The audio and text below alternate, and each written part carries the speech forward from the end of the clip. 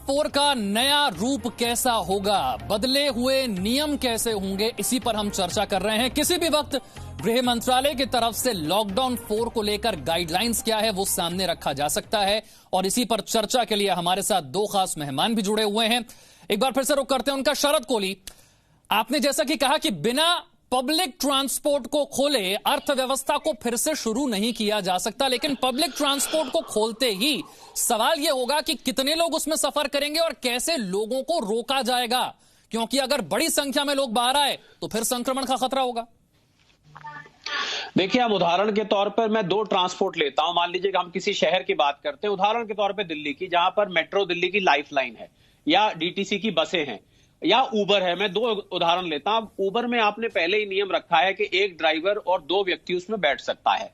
आप अगर मेट्रो की बात करें, मेट्रो को अगर आप 30% पे चलाते हैं या 40% पे चलाते हैं तो आप वहां पर क्यों नहीं देखेंगे। जो मेट्रो का कैरेज डब्बा होगा उसमें 30% लोग बैठे होंगे, वो दूर दूर बैठ सकते हैं। देखिए, कहीं जाके इसकी शुरुआत करनी पड़ेगी। ऐसा समय बहुत नियर फ्यूचर में नहीं आने वाला जहां आप सब लोगों को एक साथ निकाल दें। आपको आहिस्ता आहिस्ता ही यह शुरुआत करनी पड़ेगी। लोगों को सीखना पड़ेगा कोविड के साथ कैसे रहना है। अगर आपने एक साथ सोच रहे हैं, हम मान लीजिए 1 जून से हम सारा एक साथ खोल देते हैं, वो भी अभी आज की डेट में अगर हम सोचे तो वो संभव नहीं है। हमको धीरे धीरे ये स्टार्ट करना ही पड़ेगा, वरना लोगों का धैर्य और लोगों का धन दोनों को टूटना लगेगा। धन खत्म होने लगेगा, धैर्य टूटने लगेगा, और एक समय ऐसे आ सकता है जैसे हम विदेशों में देख रहे हैं, लोग सड़कों में निकल आए हैं। लंदन जैसी सिविलाइज जगह में, जहां पर ज्यादा पढ़े लिखे लोग रहते हैं ऐसा माना जाता है, वहां पर भी मैंने देखे कि सड़कों पे प्रदर्शन हो रहे हैं, लोग बाहर निकल आए हैं, लोग अपनी लाइवलीहुड के लिए वो प्रोटेस्ट कर रहे हैं। आप वो सिचुएशन यहां पर नहीं चाहते हैं, इसलिए आहिस्ता आहिस्ता मुझे लग रहा है खोले। और सबसे बड़ी बात, राज्य सरकारों के पास अपने कर्मचारियों को पैसे देने के लिए सैलरी का धन समाप्त हो चुका है। जीएसटी आ नहीं रहा है, वैट आ नहीं रहा है, एक्साइज जिन चीजों पे है वो आ नहीं रही है। ऐसे हालात में सरकारों के खजाने भी खाली होते जा रहे हैं। हम लोगों के खजाने की बात तो अलग बात है, सरकार का खजाना ही खाली होता जा रहा है। तो आप ऐसे कब तक चलेंगे? मुझे और मजे की बात यह है कि कोरोना के केसेस कम नहीं हो रहे हैं, केसेस आपके जस के तस बने हुए हैं। इसका तरीका यह, आप खोलिए, आप टेस्टिंग को बढ़ाइए, रैंडम टेस्टिंग करिए जब लोग बाहर निकलेंगे, और अगर उसके बाद बढ़ता है तब आप और नियम लगाइए। एक दफे आपको शुरुआत करके देखनी पड़ेगी, चाहे वो मार्केट्स हो, चाहे वो ट्रांसपोर्ट हो। हाँ, बहुत ज्यादा भीड़ भाड़, सिनेमा हॉल है, मॉल्स हैं, उनको अभी आप बेशक बंद रख सकते हैं, पर आपको कुछ आर्थिक गतिविधि इसमें शुरू करनी ही पड़ेगी। रोज की आर्थिक कॉस्ट जीडीपी का अगर हम लगाएं, भारत की पूरा जब बंद था 57,000 करोड़ रुपए थी रोज की। आज जबकि आधी इकोनॉमी चल रही है, आज भी 25 से 30,000 करोड़ की रोज की इसकी कॉस्ट है। तो क्या हमारा देश, हमने देखा कि अभी आर्थिक पैकेज जो 7 निकल के आए, जो सरकार ने निकाले, उनमें हमने क्या देखा कि सरकार की जो खर्च करने की क्षमता थी वो बहुत ज्यादा दिखाई नहीं दी गई। ज्यादा रिफॉर्म्स थे, लिक्विडिटी थी, क्रेडिट था, परंतु खर्चा बहुत ज्यादा नहीं था। क्यों नहीं था? क्योंकि देश के पास भी, यूनियन गवर्नमेंट के पास भी इतना बड़ा खजाना नहीं है। हम अमेरिका नहीं है कि हम $3 ट्रिलियन डाल दें। आपको ठीक है, हमारी अपनी कुछ लिमिटेशंस हैं और उस लिमिटेशंस का ध्यान रखते हुए हमें आगे बढ़ने होगा। ऋषि मिश्रा, इसलिए बार बार कहा जा रहा है क्या कि कोरोना के साथ जीने की हमें आदत डालनी होगी, और इस आदत के साथ साथ हमें अब उद्योग, व्यापार, कारोबार, दुकानों को खोलना पड़ेगा, इसका कोई विकल्प नहीं अब। बिल्कुल विशाल जी, आपने बिल्कुल सही कहा है। लेकिन सर्वप्रथम आप देखिए, अहमदाबाद, जैसे आप शरद कोहली जी की बात से सहमत हैं, शरद कोहली जी ने बिल्कुल सही कहा है, लेकिन आप देखिए कि जीएसटी कलेक्शन की बात कर रहे हैं, तो जीएसटी कलेक्शन की इतनी कमी हो रही है कि जो राज्य सरकार का बकाया है दिसंबर और जनवरी का, जो फरवरी फर्स्ट वीक में केंद्र सरकार को, राज्य सरकार को देनी थी, वो भी अभी केंद्र सरकार 34,500 करोड़ रुपया नहीं दे पाई है। तो शरद कोहली जी की मैं बात से सहमत हूं, यदि आर्थिक गतिविधि चालू नहीं होगा तो जीएसटी कलेक्शन और जो भी जो टैक्स सरकार जी, आपकी बात से मैं सहमत हूं। केंद्र और राज्य के बीच का टैक्स की बात आप कर रहे हैं, वो मैं समझ रहा हूं। मैं आपसे जानना चाहता हूं, वो आम आदमी, सरकार का खजाना तो खाली हो रहा है, लेकिन वो आम आदमी जो 50 दिन से घर बैठा है, उसकी जेब भी खाली हो गई है, उसके लिए भी सोचना पड़ेगा। विशाल जी, सर्वप्रथम सरकार या हमारे राज्य सरकार का उद्देश्य है लोगों का जान बचाना। मैं ब्रेक से पहले भी एक चीज कह रहा था, जिस प्रकार से हमारे क्वारंटाइन सेंटर की व्यवस्था है, क्वारंटाइन सेंटर वेल ट्रेन डॉक्टरों के हवाले नहीं है, तो इन दिनों में आप देखिएगा खासकर ग्रामीण एरिया में आपको और भी कोरोना संक्रमित पेशेंट मिलेंगे। एक बात। दूसरी बात, आप लॉकडाउन खोलने की हम लोग बात कर रहे हैं, लेकिन हम लोग अहमदाबाद को केस स्टडी के रूप में नहीं देख रहे हैं। अहमदाबाद में उतनी सख्ती से कार्रवाई नहीं की गई थी, तो जो सब्जी वाले थे, वेंडर वाले थे, उसके थ्रू संक्रमण बढ़ा था। तो अहमदाबाद का आपने सिचुएशन देखा है कि अहमदाबाद आउट ऑफ कंट्रोल है।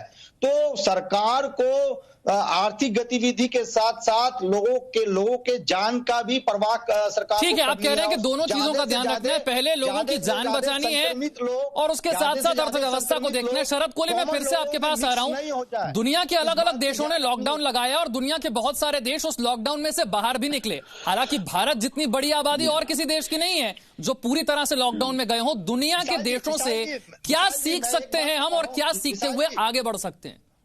विशाल जी, मैं एक चीज बता रहा हूं, आ रहा हूं आपके पास। ऋषि जी, जरा शरद जी बोलने, फिर आपके पास भी आता हूं। हम ये सीख सकते हैं कि वहां की जो आबादी है, वहां के जो लोग हैं, उनको ये समझ में आया कि एक तरफ जहां हमारी सेहत जरूरी थी, वहीं कुछ समय के बाद जब हमारे अपने खजाने खाली होने लग गए, तो उन्होंने सरकार को ये कहना शुरू किया, चलिए हमें समझ में आ गया। देखिए, लोगों को 50 दिन घर में बैठ के समझ में आ गया है कि ये बीमारी बाहर निकलने से फैलती है, बाहर जाके इसको घर पकड़ के लाते हैं। मुझे लग रहा है अगर सरकार बहुत लार्ज स्केल पे, नुक्कड़ पे, जगह जगह पे ये एजुकेट करना शुरू कर दे लोगों को, देखिए आपने अपनी जान खुद बचानी है, दूसरे की भी बचानी है। आपको जान चाहिए कि जहान चाहिए, और एक पोजीशन ऐसी आ जाएगी कि ना जान रहेगी ना जहान रहेगा। मुझे लग रहा है उस सिचुएशन को अवॉइड करना चाहिए। लोगों में ये जागरूकता बहुत स्पीड से फैलानी चाहिए। नुक्कड़ पे लाउड स्पीकर, जैसे जब आतंकवाद का, मुझे याद है बाजारों में जिन दिनों में बम का हमें खतरा होता था, तो मार्केटों में लाउड स्पीकर लगा लगा के अनाउंसमेंट होती थी, आप अपनी किसी भी अनजानी चीज को मत छुएं।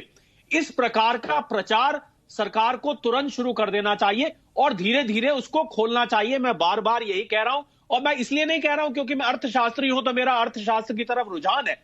मैं इसलिए कह रहा हूं क्योंकि यह सच बात है कि लोगों की अब अपनी सेविंग्स खत्म होती जा रही है। जितना गरीब तबका है उतनी ज्यादा उसको दिक्कत हो रही है। हमने सड़कों पे हाल देखा है, वो सबको विदित है। और अब तो जो लोअर मिडिल क्लास और मिडिल क्लास भी है, उनका भी धैर्य और उनका धन अब समाप्त होता जा रहा है। मुझे लग रहा है कि सरकार को जगह जगह प्रचार वैन्स लगानी, मोबाइल वैन्स लगा देनी चाहिए, लाउड स्पीकर लगा देनी चाहिए, कैमरे लगे। शरद जी, ये तो आप कह रहे हैं कि लोगों को एजुकेट कीजिए। आपने तो लॉकडाउन के बीच की तस्वीरें देखी हैं, जहां थोड़ी सी रियायत मिलती है वहां इतनी बड़ी संख्या में लोग सामने आ जाते हैं कि पुलिस के लिए उन्हें कंट्रोल करना मुश्किल हो जाता है। और ये सब तब होता है जब लॉकडाउन चल रहा है। सही बात बोल रहे हैं। मैं जवाब दे देता हूं। देखिए, लोगों को हमें यह समझाना पड़ेगा कि आप घर बैठना चाहते हैं या आप बाहर निकल के पैसा कमा के और ध्यान रखना चाहते हैं। जब तक इस चीज पे, अभी तक हम लोगों को सिर्फ ये समझा रहे हैं आप सोशल डिस्टेंसिंग रखिए, आप स्टे होम स्टे सेफ का नारा इस देश में बना हुआ है। पर आप जब लोगों को ये बताएंगे कि आप घर बैठना चाहते हैं या आप चाहते हैं कि बाहर निकलें और सुरक्षा से निकलें, जैसे ही जब लोगों के सामने ये चॉइस दे दी जाएगी, बताइए। शरद जी जरा सुनिए, ऋषि जी कुछ कहना चाह रहे हैं आपसे, जरा सुनिए क्या कह रहे हैं ऋषि जी। सवाल है उनका आपके लिए। शरद जी, दिल्ली मेट्रो सिटी में बैठ के बात करना आसान है, भारत की जनता इतनी मैच्योर नहीं हुई है। आपने देखा होगा जैसे ही सरकार ने शराब बिक्री शुरू की, आपने देखा क्या हालात बन गई थी। सोशल डिस्टेंसिंग का किस प्रकार से धज्जी उड़ाया गया था। आप ग्रामीण एरिया में जाइए, क्वारंटाइन सेंटर से जो कोरोना पेशेंट है वो भाग रहे हैं। आप ग्रामीण एरिया में आप जाके देखिए, जो ब्लॉक स्तर पे जो क्वारंटाइन सेंटर बना वहाँ प्रॉपर सुरक्षा की व्यवस्था नहीं है। वहां से लोग निकल देर रात निकल जाते हैं वहां से। ठीक है, 30 सेकंड में जवाब दीजिए शरद जी। ठीक, शरद कोहली। कॉमन लोगों, ऋषि जी आपका सवाल सुन लिया उन्होंने, जरा जवाब भी सुन लेते हैं। नहीं कर पाइएगा। ठीक है, शराब का उदाहरण यहाँ पर ठीक नहीं बैठता है। शराबी तड़प और बिल्कुल तड़पे हुए थे, इसलिए बाहर निकले थे। परंतु अगर गांव में भी जाके देखें, जान सबको अपनी अपनी प्यारी है और उतनी ही प्यारी रोजी रोटी है। हम सारी भारत की जनता को अशिक्षित घोषित कर दें कि उनको तो बिल्कुल समझ नहीं है। आपकी देखिए, जहां भीड़ भाड़ वाला इलाका है वहां मुझे समझ आ रहा है। एक मिनट सुन लीजिए बात को, आप सुन लीजिए। जहां भीड़ भाड़ वाला इलाका है वहां मुझे समझ आ रहा है, पर हर किसी को अपनी जान प्यारी है, चाहे वो शिक्षित है, चाहे वो अशिक्षित है, चाहे वो ऑर्गेनाइज्ड है, चाहे वो अनऑर्गेनाइज्ड है। अगर आप गांव-गांव में जाके ये संदेश देंगे, भैया तुमको जान प्यारी है या आपको जहान प्यारा है, तुम चुन लो। ऋषि जी सुन लीजिए, जहां आप ये संदेश देंगे कि आपको जहान प्यारा है तो आप सुरक्षित रहिए, यही एक तरीका है विशाल, और तरीका ही कोई नहीं है। ठीक है, लोगों को एजुकेट करना होगा, लेकिन पहले के मुकाबले ज्यादा रियायतें भी देनी होंगी। और सूत्रों की मानी जाए तो लॉकडाउन 4 में आम जनता को पिछले लॉकडाउन के मुकाबले कुछ और रियायतें मिल सकती हैं, लेकिन इसका मतलब ये बिल्कुल भी नहीं है कि कोई भी और दूसरों की सेहत के साथ जोखिम ले सकता है। दरअसल सरकार देश के अलग अलग इलाकों में कोरोना संक्रमण की गंभीरता को जोन के मुताबिक तय कर रही है, और इन्हीं जोन में लॉकडाउन के दौरान अलग अलग ढंग से जनता को छूट मिलेगी। दिल्ली से जी मीडिया संवाददाता मनीष शुक्ला की ये रिपोर्ट देखते हैं, फिर चर्चा को आगे बढ़ाएंगे। आज लॉकडाउन 3 का आखिरी दिन है और शाम तक गृह मंत्रालय लॉकडाउन 4 को लेकर के नए गाइडलाइन का अनाउंसमेंट कर सकता है। देखा जाए तो कई राज्यों के इस मामले में जो भी उनके प्रस्ताव हैं उन्होंने गृह मंत्रालय को भेजे हैं। राज्यों का कहना है कि लोगों को ज़्यादा से ज़्यादा रियायतें मिलनी चाहिए, और जिस तरीके से प्रधानमंत्री ने भी राष्ट्र के नाम जो संदेश दिया था तो उसमें भी कहीं न कहीं उन्होंने इशारे कर दिए थे कि अब लोगों को अपना ध्यान खुद ही रखना पड़ेगा। जो हमारे पास जानकारी सामने आई है उनमें राज्यों का कहना है कि ग्रीन, ऑरेंज या रेड जोन डिक्लेयर करने का जो अधिकार है वो राज्यों पर छोड़ दिया जाए। तो ऐसा लगता है कि लॉकडाउन 4 में ये जो फैसले हैं अब केंद्र नहीं लेगा, राज्यों को देगा। दूसरी बड़ी बात है कि कई राज्यों का कहना है कि सर्टेन लेवल पे जो मार्केट प्लेसेस हैं जहां पर केसेस नहीं मिल रहे हैं, बाजार खोलने की इजाज़त दिया जाए। ऑड इवन बेस पर वो फैसले लें कि कहां पर मार्केट खोलने हैं, किनको बंद करने हैं। तो हो सकता है कि केंद्र सरकार ये भी जो अधिकार है वो राज्यों को दे दे। सबसे बड़ी बात ये है कि ये कहा जा रहा है कि जो ग्रीन जोन है उनमें रिस्ट्रिक्शन अब तक जो आप देख रहे हैं वो लगभग नहीं के बराबर होगा, लेकिन 30 ऐसे डिस्ट्रिक्ट्स की पहचान की गई है पूरे देश भर में जहां पर कोरोना के काफ़ी ज़्यादा केसेस सामने आ रहे हैं। आप ये भी कह सकते हैं कि हॉट स्पॉट के एरिया हैं जो अभी भी जो उनका वहां उन इलाकों में जो संक्रमण हो रहा है वो थम नहीं रहा है।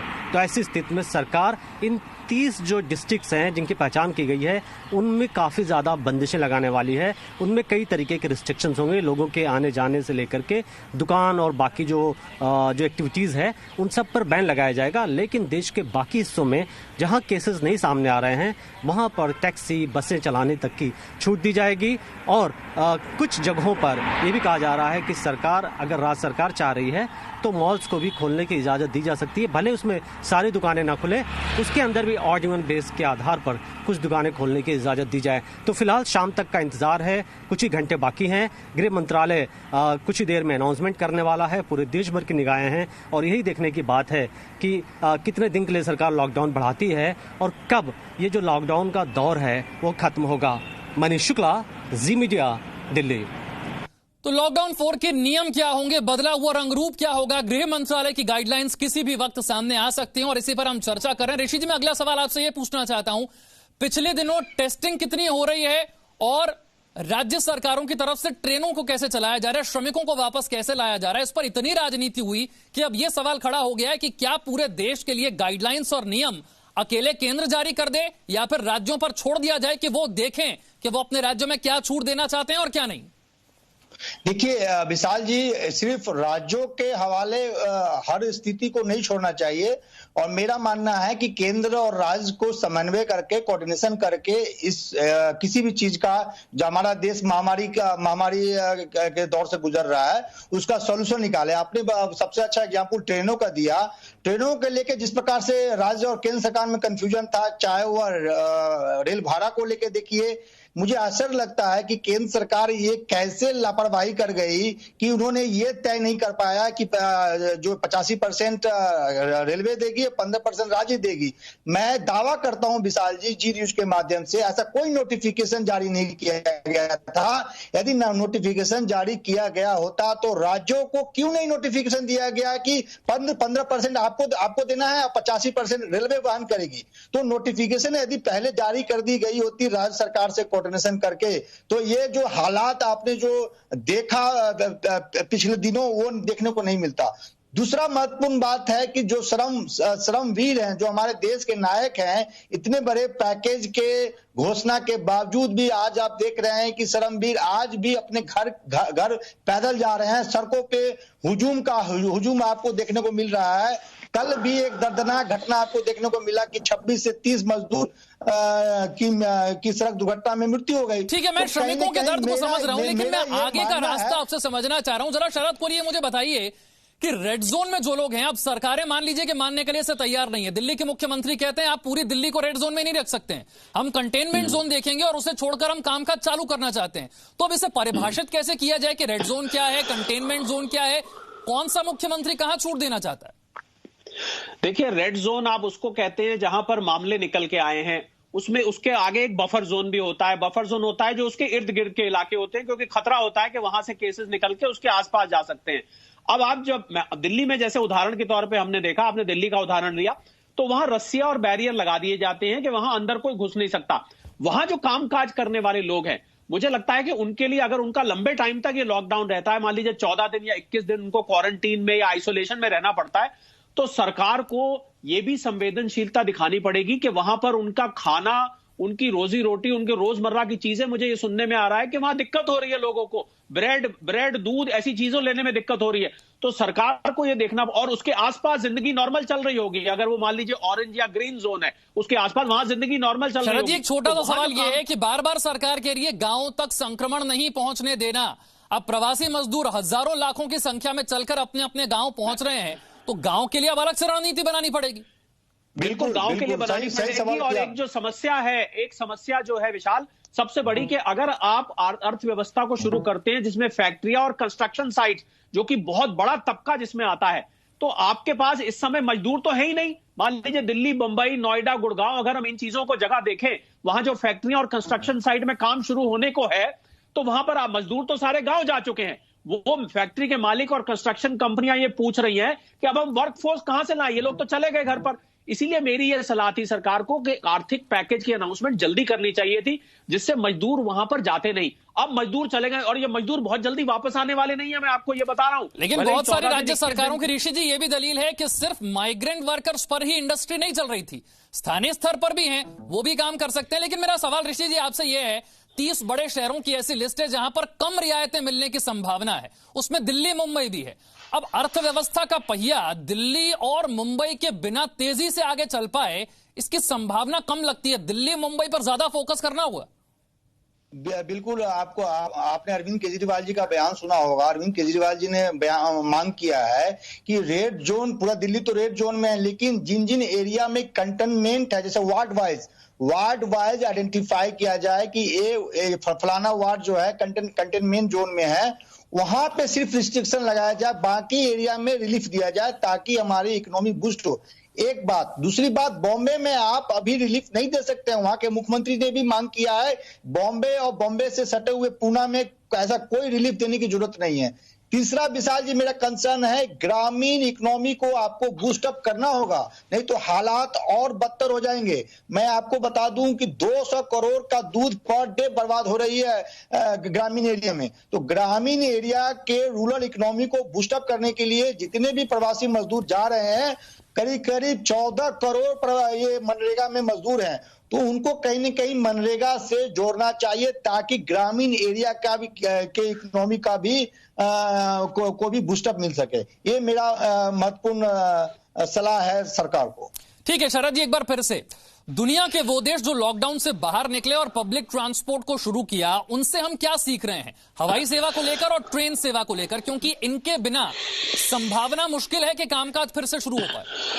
देखिए, हवाई सेवा तो अभी बहुत ही सीमित शुरू हुई है, पहली बात। इसमें दो बातें हैं। दूसरी बात यह है कि हम अमेरिका और कुछ देशों में सेकेंड वेव जिसको कहते हैं, दूसरी लहर इसकी सुनने में आ रही है। इसकी वजह से हमने देखा शेयर मार्केट गिरी, पूरी तरह से वो दबी आवाज में ये सुनने को आ रहा है। और चीन, जहां पर इसकी शुरुआत हुई थी, चीन आज तक भी हमें वहां से सच बात निकल के सामने नहीं आती है, क्योंकि सच बात समझ में नहीं आती है। ये नहीं पता लग पा रहा कि वुहान जैसी जगह में जहां से निकला था, वहां आज असल में कितने केसेस हैं। अगर ये दोबारा शुरू हुआ है तो इसमें भारत में भी मुझे लग रहा है इसी दृष्टि से शरद जी, चूंकि समय मेरे पास कम है, मैं चाहूंगा आखिरी 3 सजेशंस जो इन गाइडलाइंस के आने से पहले आप देना चाहेंगे।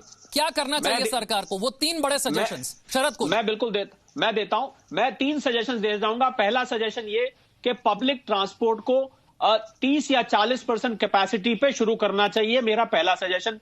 मेरा दूसरा सजेशन, वो कंपनीज, वो ऑफिसेज जहां पर आपको बैठने में बहुत तंग जगह नहीं है, खुली जगह है, उनको पूरी तरह से खोल देना चाहिए। और मेरा तीसरा सजेशन यह है कि लाउड स्पीकर से, जो मैंने पहले कहा, लाउड स्पीकर से कोने कोने, नुक्कड़ नुक्कड़ पर, जिस तरह जब बम का थ्रेट होता था तो प्रचार किया जाता था मार्केट्स में, उस प्रकार का मार्केट खोल के वो प्रचार किया जाना चाहिए। बहुत बहुत शुक्रिया शरद कोहली, ऋषि मिश्रा हमारे साथ जुड़ने के लिए। लॉकडाउन 4 के नए नियम क्या होंगे, बदला हुआ रंग रूप क्या होगा, अब से थोड़ी देर में गृह मंत्रालय की गाइडलाइंस के जरिए हमारे सामने होगा। बहुत बहुत शुक्रिया आप दोनों को हमारे साथ जुड़ने के लिए। एक छोटा सा ब्रेक, फौरन हाजिर हूं। No signal, no worry. Presenting Z News app with live TV, latest updates and expert opinion. Available on Google Play and App Store. Download it now.